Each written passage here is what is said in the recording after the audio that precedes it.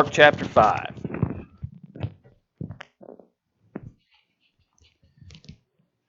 We've been studying the book of Mark together, and we've been examining the various kind of a mix, if you will, of teaching by parable, and then you'll cut across, and he'll change, and he'll talk a little bit about some of the miracles that Jesus performed, and then he might move back to parables, and you just kind of get this kind of historical approach towards things in relationship to that. And so it's been a good study thus far, and I hope that we can continue to benefit from examining this record of Mark's account of the gospel. And in this particular chapter, in chapter 5, they're basically recorded for us two different miraculous events. The first one occurred after Jesus and his disciples had crossed over the Sea of Galilee, and they encountered a man immediately, the text says, that had what?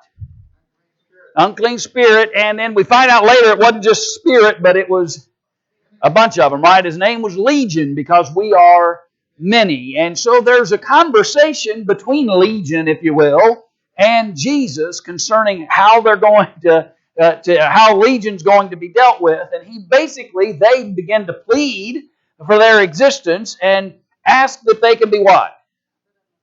And send over into the swine. So Jesus allows for that, and then the swine do what?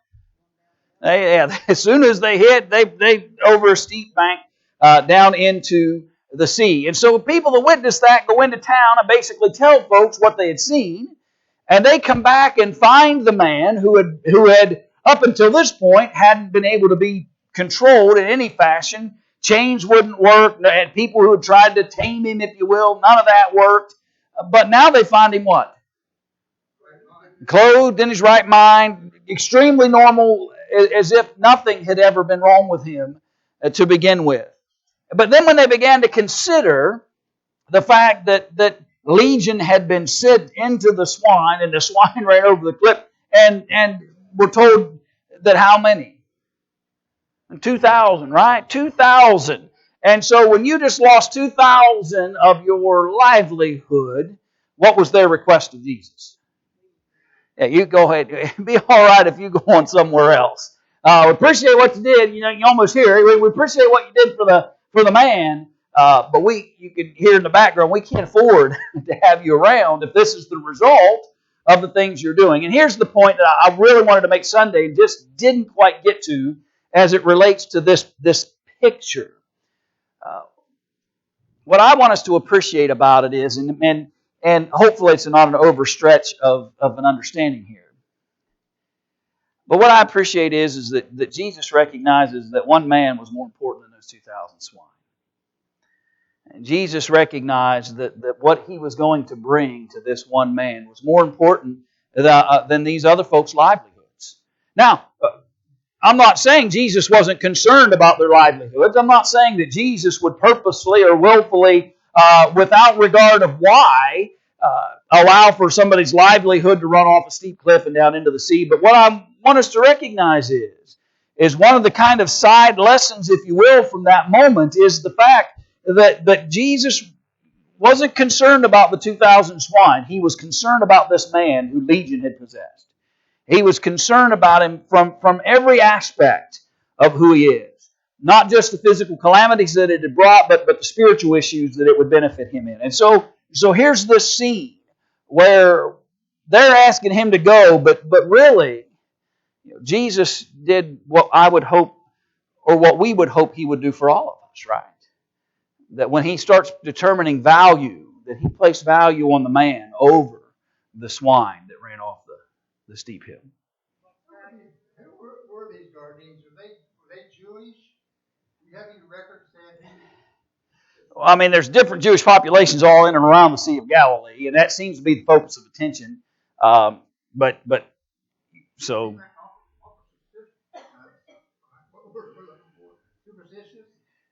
Well, and I suppose you've never seen that before. I'd be a little bit wondering myself if one minute I had 2,000 swine sitting up in a field, the next thing they're all in the sea.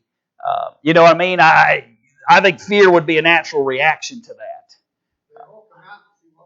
And I'm certainly that. I'm sure curiosity seekers were abounding, which was the case, by the way. Well, almost all the time Jesus did anything, and the curiosity seeker seemed to throng. Yeah, different pictures, right? He also said, "What is it if you gain the whole world and lose your own soul?" Yeah, and so Jesus is illustrated on more than one occasion the value of the human soul and the human spirit over other things, all other things in that sense. Where did the spirits go? I mean, the spirits don't die, do they? The spirits didn't drown, did they? They either heard a slide go into the creek or into the ocean and ate. Yeah, we don't know. That's the best answer I can give. Most honest answer I can give you. It doesn't say. Um, you know, ultimately, say, if you go back to our study of the book of Revelation for a little bit, ultimately Satan and all those that work under him, for lack of a better description, any demonic being that is under the influence of Satan will all be bound ultimately. And so ultimately that's their end result. But there's no indication here. Although you go back, let's go back just for a moment, because there is a moment where there's something.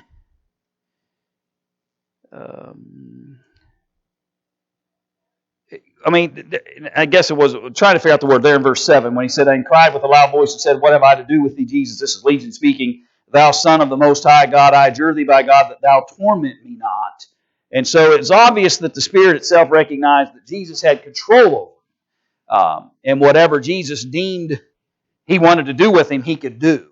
And so there's a recognition of power in that sense. But the text doesn't say, to be quite honest. The implication of that is throw us into the swine and oh yeah, that worked because we ended up in the sea after that. What they thought that was going to benefit them didn't.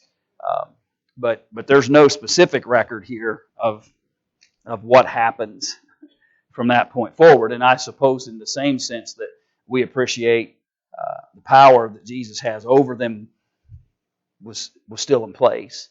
And no indication that they went into anybody else from that point forward. Well, that's what he says. Yes, that's what he says. Yes, and when ultimately it happens in verse 13, he says, and forthwith Jesus gave them leave, and the unclean spirits, plural, went out. And so he's referenced as one by one name, but the name implies that there are many. And we're not... I know it doesn't satisfy our curiosities and the things that we really would like to understand. We're never going to understand that. That's just... I don't know that we'll ever grasp the fullness of a time period in which when these demonic spirits, for lack of a better description of them, these unclean spirits, maybe that's a fairer description because that's the way it's used here in Scripture. It's just a period of time that's hard for us to understand. It seems to have had a point, a purpose, fulfilled and done with, but it's hard for us to know exactly from that point forward. Yeah. And to me, though, the fact that the swine ran off into the sea is an indication that they received a more a punishing recompense than just being sent into the swine.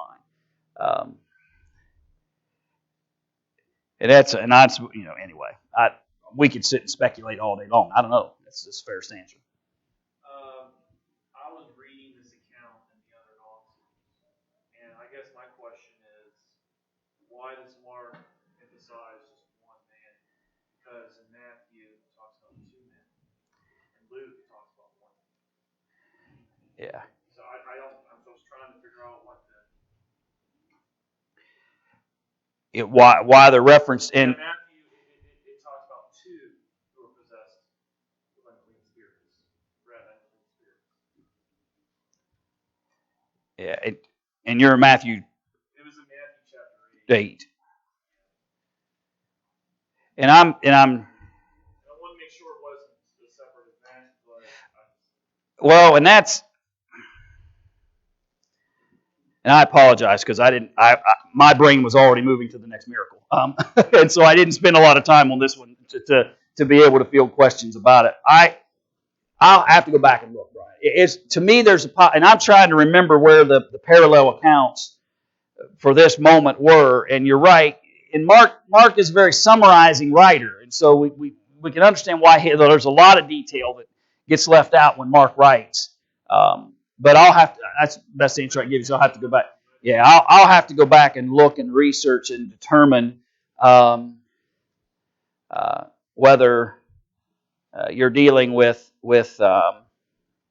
two separate events, or if Matthew is just giving a more detailed, and that happens more than we probably would like it to. But and here's what's interesting about it. You brought it up, so I can blame you, so I'll run this rabbit a little bit. There's a reason if Matthew, Mark, Luke, and John were going to be identical, you wouldn't need Matthew, Mark, Luke, and John, right? If they were going to be precisely identical to one another, you wouldn't need all four. You would have just needed one. And so the reason why you have all four is to be able to build a complete picture of all the events and circumstances that may have occurred in and around a singular event. Now, again, I'll have to go back and research to figure out whether we're dealing with the same exact event or a different event in Matthew 8. But irregardless, the principle holds true that there's a reason why we get four. And here's food for thought. What does it mean? Wow, I'm about to open up a can of worms. What does it mean that the Scriptures come by inspiration? Okay, God breathed, right? God breathed. Does that mean that God penned? No, right? Men penned. God breathed. Men wrote and recorded as moved and inspired by God breath and the Holy Spirit, right? Here's my point. I think sometimes we get this idea of inspiration is God says, see, spot, run. And Mark writes, see, spot, run. And then God says, right, and I'm trying to illustrate for you. I don't know that's the way inspiration works. If that were the case, there would be no variation in the writings. There would be no moment where Peter says, when Paul writes, he writes some tough stuff. He writes some things that are really hard to understand. And a lot of people like to twist what Paul writes, and then he gives that caveat, they twist everything. But I think that maybe we make a mistake when it comes to understanding the concept of inspiration by thinking of inspiration as equal to verbatim, meaning or recitation, where here's 5 words and then here's 5 words written, and here's 5 words and here's 5 words. No, God breathed the message into them. And then Paul took that message and he wrote it down. And he wrote it as Paul would write it down. And Mark was inspired and he wrote it down as Mark would write it down. And Luke was inspired and he wrote it down as Luke would write. And that's why, if the same were going to happen in this room, we would have the same results, right? We could breathe the same information into this audience. And that same information would get, and in some senses, accurately recorded, but with variation in terms of what one person found more significant in the account than another, right? And I know that might challenge us a little bit because maybe we're more comfortable with the idea that inspiration means, kind of a reciting where something but there would be no variation within the writers then. everything would sound, look identical. And that's not the case. And that's why 4 men pen the account of the life of Jesus. So you get the whole of it. So you get the entire picture of what happened in the life of Jesus. And other things.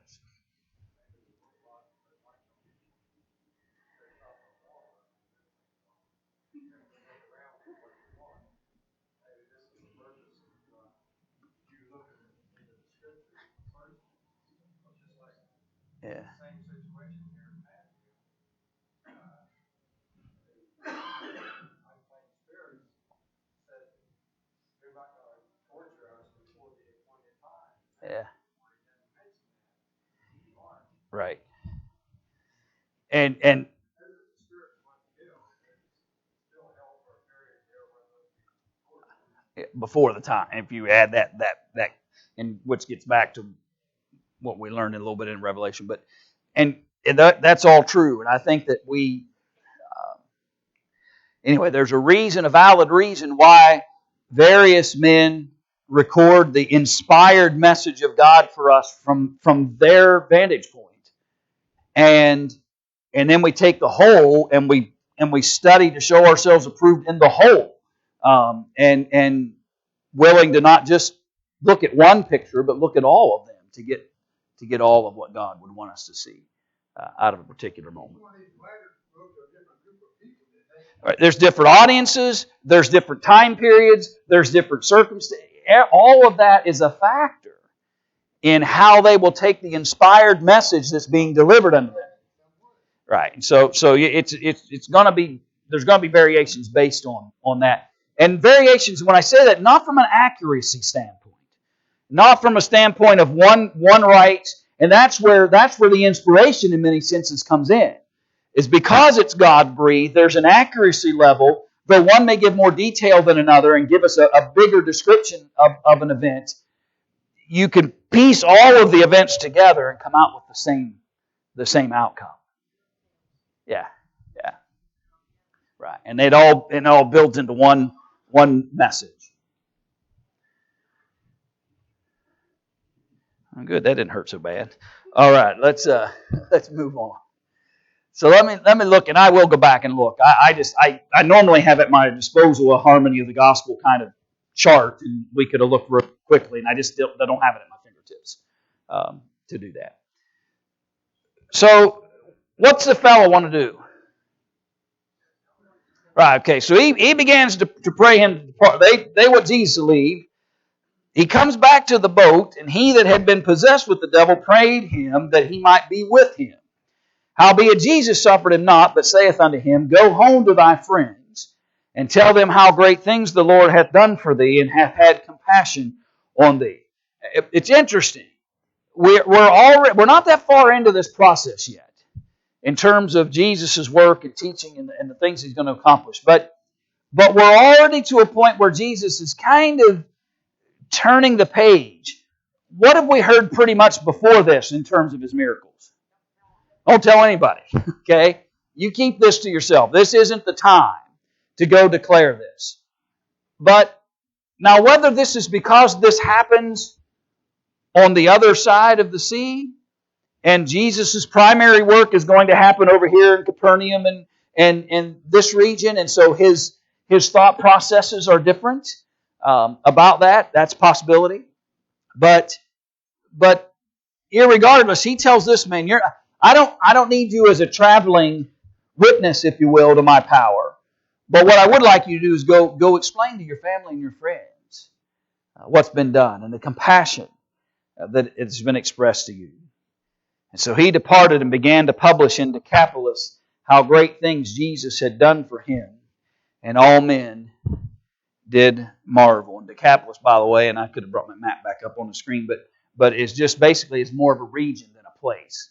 It's a region just south of where this miracle had occurred. So Jesus passes back over, again by ship unto the other side. And much people gathered unto him, and he was nigh unto the sea. And behold, there cometh one of the rulers of the synagogue, Jairus by name. And when he saw him, he fell at his feet, and besought him greatly, saying, My little daughter lieth at the point of death. I pray thee, come and lay thy hands on her, that she may be healed, and she shall live.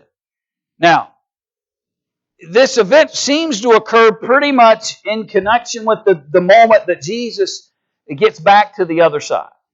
So, envision this for a moment, if you will. Here's Jesus over here with... I'm just going to bring the map up. Give me 2 seconds. Because I think you'll appreciate maybe if we can see it. Well, maybe I will. I lost it. Maybe it's in there. There it is. Okay. So Jesus had spent the majority of his time over here on the east side of the Sea of Galilee, here in Capernaum, and let me blow that up just a little bigger. Okay, that's actually towards the north. And so he'd been over there on the east side of the sea. No, Ohio is to my west, right? And so the sea's here, and if he was over there in Gennesaret, that was west. So he spent most of his time on the east side. I'm going to say it right one more time. Over here, Capernaum, this region. On this side of the sea is where he spent most of his time. He moves to the west side over here, Gennesaret. Down here is Decapolis. This is where the man went after he had been healed. South, okay, into this region. Jesus goes back over here, travels back across the sea to the east side of the Sea of Galilee. And now he's run in. And so the word is spread. These things that he had done over here at Capernaum and all those places and all the things that he had done. And so the challenge, maybe you're right actually now that I think about a map. But irregardless, he moved back to the other side. We'll leave the east and west to more smarter people. Anyway, he's back over on the other side, Capernaum area. These fellows had heard about what he had been doing, so you can almost see the anticipation. That's really the point I'm trying to make. You almost see the anticipation of them returning back unto that side of the sea, so Jairus can go and see whether or not Jesus can do something about his daughter's life. And so here's this moment where Jairus, he's connected to what? Synagogue. And so is this going to make him very popular among Jews to be going over and showing that he's trust? No. So this is an unlikely character in relationship to Jairus. But anyway, so he saw him. He falls down at his feet, and he begs him. He beseeches him greatly, saying, My little daughter lieth at the point of death. I pray thee, come and lay thy hands on her, that she may be healed, and she shall live. So whatever Jairus learned about Jesus for the first time he was on that side of the sea has convinced him that the only help his young daughter has is for Jesus to come. You can help her. Nobody else can help her. You can help her. She's to the point of death. And if you just come and lay your hands on her, she'll be healed, and she shall live. And Jesus went with him, and much people followed him and thronged him. So you can imagine that here's Jesus, and because of the nature of what Jesus had been accomplishing and the miracles he had been performing, and the folks over there in Gennesaret, they wanted him out of there. They wanted their distance from him. Over on this side, what are they doing? They want to get their hands on him, right? They want to get close. They're not following Jesus from a distance. They're thronging him. And as they follow, they're pressing against him. And a certain woman, which had an issue of blood 12 years, and had suffered many things of many physicians, and had spent all that she had, and was nothing bettered, but rather grew worse. And I don't know whether you ever stop and think about that description. Sometimes we say, Jesus performed a miracle on a woman who had an issue of blood for 12 years. No, she's a woman who had an issue of blood for 12 years, who had spent every dime that she had to try to find an answer. And she suffered. I want you to notice this. She suffered many things, not from the illness. That was bad enough. She suffered many things of many physicians.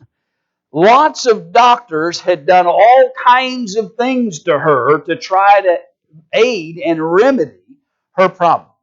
So for 12 years, she's done nothing but spend her money and trying to find a new doctor somewhere who could do anything to help her situation. And through it all, she only suffered at their hands, was now broke, and what? Was still sick, or if not worse. That's who comes to Jesus. Not just somebody who's got an ailment, a sickness, a disease of some kind. A woman who has tried everything. Spent all that she's had. And nothing worked. And so she hears about Jesus. And she came in the press behind and touched His garment. For she said, if I may touch but His clothes, I shall be whole.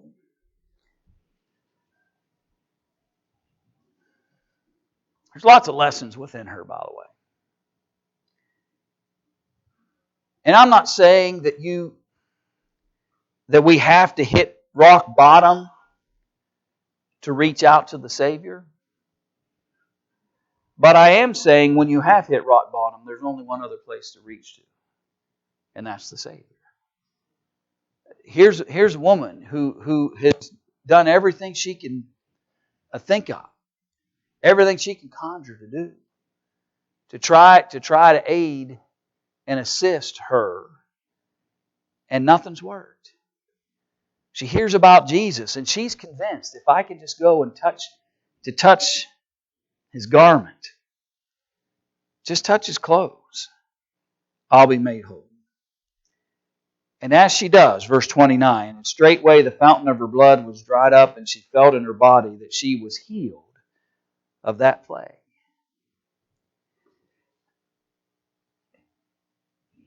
It's amazing when you and I will come to Jesus and, in a sense, just relinquish all to Him. And it's an amazing moment when immediately she feels her body made whole. And she's healed of this challenge that nobody else had answers for. Now, keeping in mind that Jesus will eventually transition us away from this focus on physical healing to his focus upon His message for spiritual benefit. And obviously Jesus isn't walking the streets of Payton City for us to run and touch His garment. That we might be able to be healed of some physical challenge that we're experiencing. But the power of Jesus needs to be understood, and we need to come to Him. And He can change people. And the aid and benefit that He can bring has been evidenced over and over and over again. We just need to trust in it. To come into contact with Him.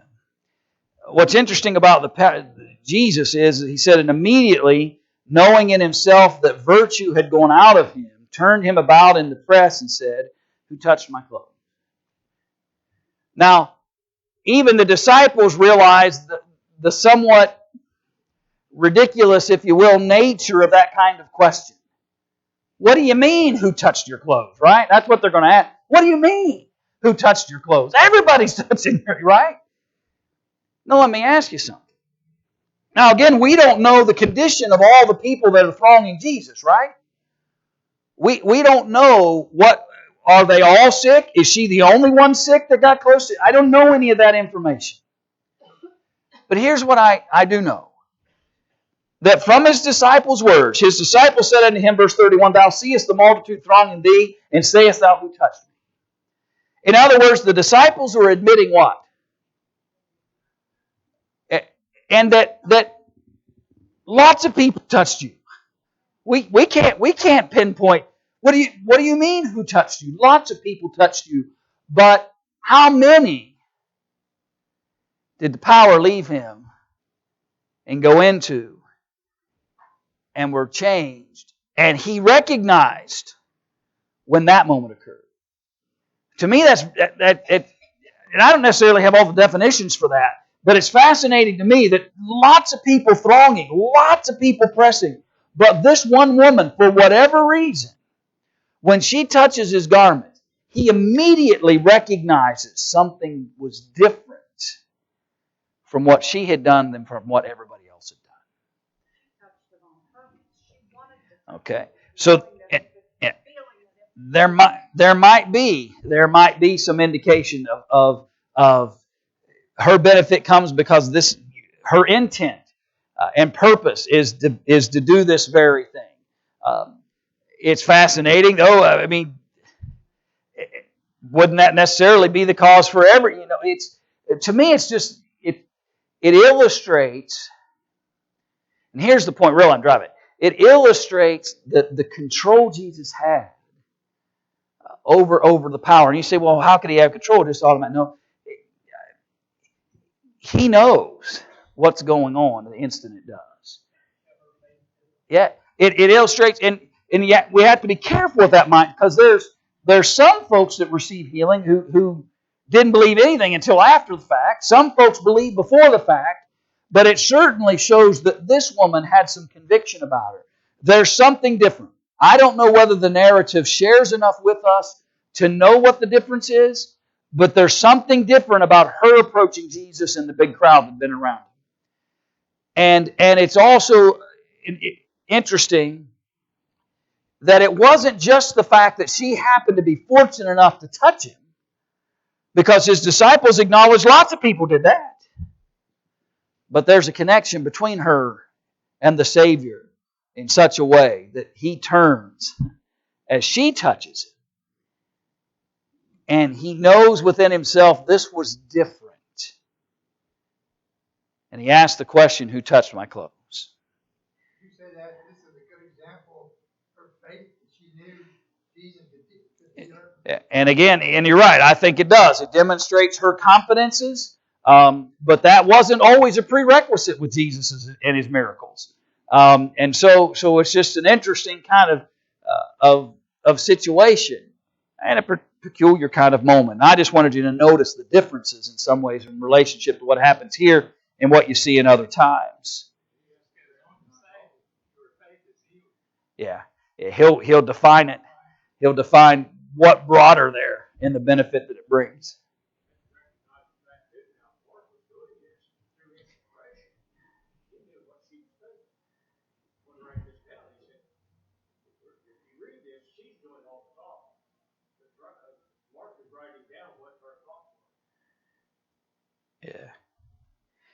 Yeah, one way or another. Yeah. Yeah. Absolutely. So he looks around to see her that had done this thing. But the woman, fearing and trembling, knowing what was done in her, came and fell down before him and told him all the truth. Illustration of her faith, by the way. If you had felt, I mean, she's scared, don't misunderstand me. It says she's with fear and trembling, she's reacting to this. But she could have just fled the scene. I'm healed. I'm gone, right? She could have just fled the scene because she might have, if her intents and purposes and motivations were misguided, where she's just trying to, for lack of a better description, steal the benefits of Jesus' power. I would imagine that as soon as she was healed, recognizing if that was her motivation, she would have been gone. But rather, she comes and she falls down and she worships. She honors him and told him all the truth, everything. And he said unto her, and this gets to what Gary just mentioned a moment ago, daughter, thy faith hath made thee what? Some translations say, well, like the King James here, whole. Hath made thee whole. Go in peace and be whole of thy plague.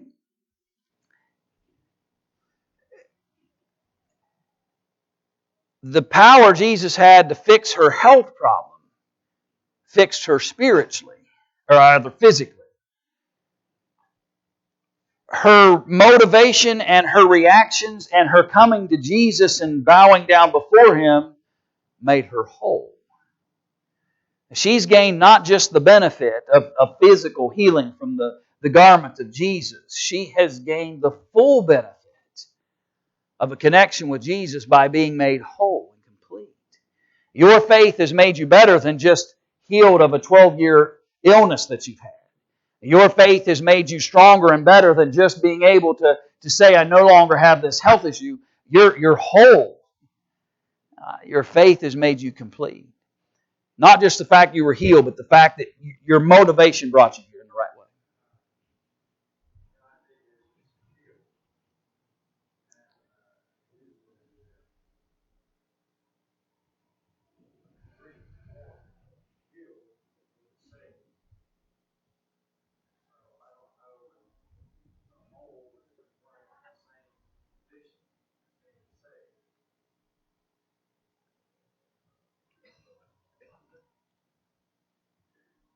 Yeah, I'm just trying to take a quick look.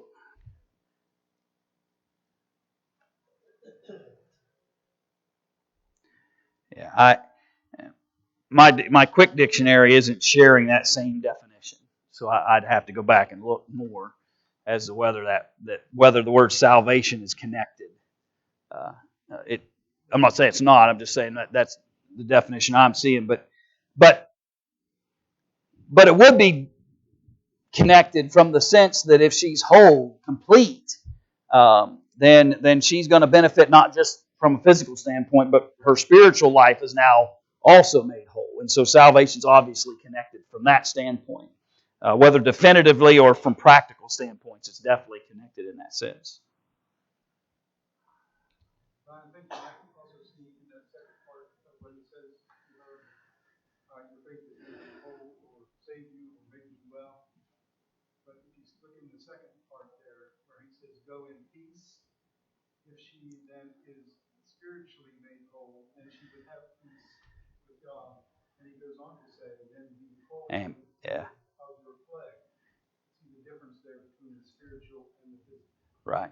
The spiritual peace that comes by the faith that she had, and you're also leaving here physically whole as well. And I think you probably can make some distinction between these two descriptions of wholeness, if you will, in this moment. So this is happening, but by the way, we get sidetracked a little bit because what really was this all about? Going over to Jairus' house, right? That's where we're going. Okay? So while we're heading there, this scene becomes, to, I'm sure, the audience that wants him to get over to Jairus' place, this has become a distraction. But while he yet spoke, there came from the ruler of the synagogue's house certain, which said, Thy daughter is dead. Why troublest thou the master any further? It's hard to know exactly what their thought process is. Maybe they're legitimate in the idea that, well, there's no reason for she's already gone there. Don't bother him any longer. But if their strong connections are to the Jewish leadership, I imagine they didn't want Jesus there to begin with. And it's interesting that had he come and healed her while she lived, it would present one set of challenges for how they're going to react to his power and influence. When he raises her from the dead, it's going to present a whole other. But there's no reason for him to come anymore. For whatever motivation, whether it's legit or not, they come and say, don't trouble the master anymore. There's no reason for him to come. And as soon as Jesus heard the word that was spoken, he said unto the ruler of the synagogue, Be not afraid, only believe. They're telling you it's over. I'm telling you, be not afraid, only believe. And he suffered no man to follow him, save Peter and James and John, the brother of James. there's a couple of different instances where these three men seem to be isolated and sent. And it's interesting here that Jesus basically says, I don't want a large audience here. Just Peter, James, and John, you come, and let's go over to the house. And so he comes to the house of the ruler of the synagogue, verse 38, and seeth the tumult, and them that wept and wailed greatly. So you can only imagine the immense sorrow that's surrounding this home at this time. And as they approach, that's the first thing they notice, is this tremendous sorrow. And when he was come in, he saith unto them, Why make ye this ado and weep? The damsel is not dead, but sleepeth. It's an interesting way to get into this conversation. It's very powerful in some ways when you think about it. Jesus is very direct. Why are you weeping and crying? And obviously, it's the reaction you would assume would have been in existence. And then he makes this bold statement: she's not really dead; she's just sleeping. And what's their reaction in verse 40? Laughed him to scorn. Shame on you! How dare you think about it that way? That's what they're saying. How dare you? Yeah, you've just we're in mourning here. This young girl is gone. We know the difference between life and death. You're in here crying to tell these people that she's just asleep. How dare you? How disrespectful. That's their reaction. This isn't funny laughter. This is indignation. This is frustration and anger reaction. To them, the audacity of proclaiming that she's just asleep. Yeah. It would. The emotional state would only magnify that issue as well. Absolutely. And so he does what? Y'all go. Puts them all out. And he taketh the father and the mother of the damsel, and them that were with him, and entereth in where the damsel was lying. So he clears the room, if you will, of those who were gathered there, the mourners. And he comes into the house, he brings the father and the mother and his Peter, James, and John that had come with him. And they enter in where the damsel was lying. And he took the damsel by the hand and said unto her, Talitha cumi, which is, being interpreted, Damsel, I say unto thee, arise. And straightway the damsel arose and walked, for she was of the age of 12 years. And they were astonished with a great astonishment. And he charged them straitly that no man should know it, and commanded that something should be given her to eat. Now I want you to think about what he just said.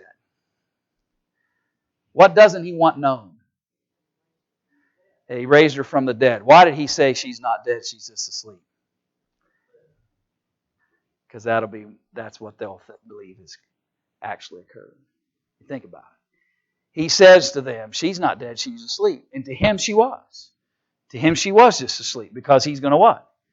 He's going to raise her from the dead. He's not ready for a raised from the dead story yet. He's not ready for that to be proclaimed. And so the miracles are coming in their due time, but he's obviously, according to Mark's record here, he's not ready for a message of he can raise people from the dead. He can heal them. Okay, that message is starting to spread. He can take care of spirit beings. Okay, that message is starting to be spread among some friends and family of those who benefited from that.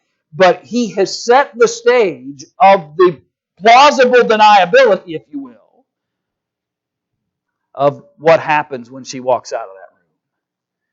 And to those who were convinced she was dead. They can laugh him to scorn all day long. He said she was asleep, and he said, rise up, and she rose up. And she rose up. And it's an interesting, to me, dynamic of her story. That Jesus didn't want this, apparently, didn't want this to be a risen from the dead story yet. Straightway after she rises, she charges them. No man should know this. And commanded that something should be given her to eat. I imagine it had been a while since she had eaten. She had been sick for a while. And he says, rise up. It's to me one of the, well, they're all fascinating in their own way, but it's a fascinating account of what happens in relationship to this particular miracle and how Jesus deals with the issues at hand. And though if we had stopped at this moment of why make ye this ado and weep, what are you crying about? She's not really dead, she's just asleep. If we stopped in the narrative right there, we might even think Jesus was being somewhat callous. But when you recognize why he says that and what purpose that statement has, and the necessity of that imagery of she's not dead, she's asleep, and I'm going to wake her up, then we get a little better reason why Jesus would do that, even in the midst of that sorrow and mourning that they were experiencing.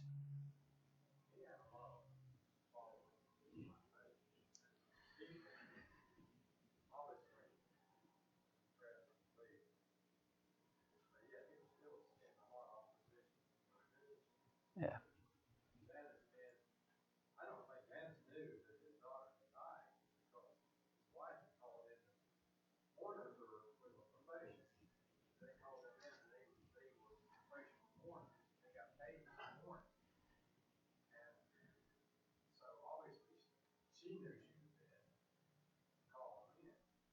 Well, but he knew because they told him in verse 35.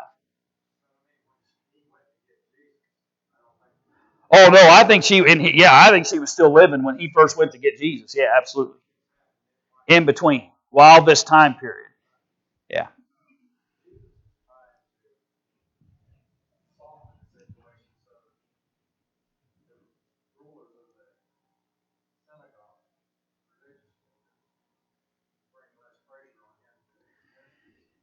Yeah. There are certain things that can't be known too soon. And the very fact that he even wanted to limit the audience illustrates. He even wanted to limit it among the limited. I mean, you think about it. He didn't even take all his disciples with him for this. He takes Peter, James, and John. He tells the rest of them, you guys hang right here. We'll be back. And so it was obvious this was not something that he was wanting big publicity out of.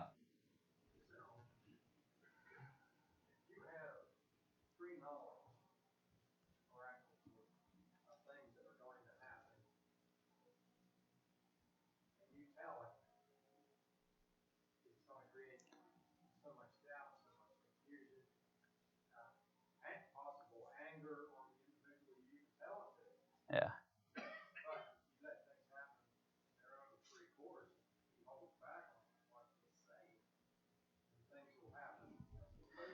Yeah. And there's going to come a time for that. When he raises Lazarus from the dead.